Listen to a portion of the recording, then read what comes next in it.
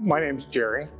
I had upper arch, lower arch implants.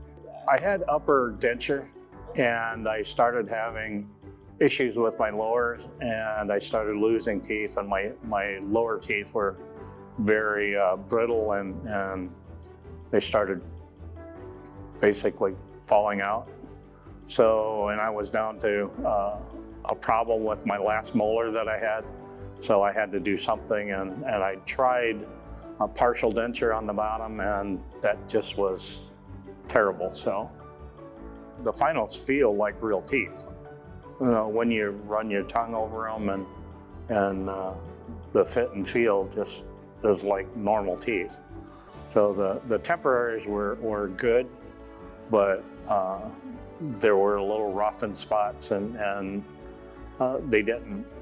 they looked normal, but they didn't feel quite normal. So the doctors here and the staff has just been very, very good, and honestly, with the exception of the first day, it's almost been painless.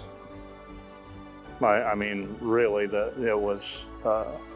first day was a little bad, but the rest of the time has been almost without any kind of pain at all. So once it got through that first couple of days, there was no issues with pain or anything like that. And this is a good procedure, and I'd recommend it.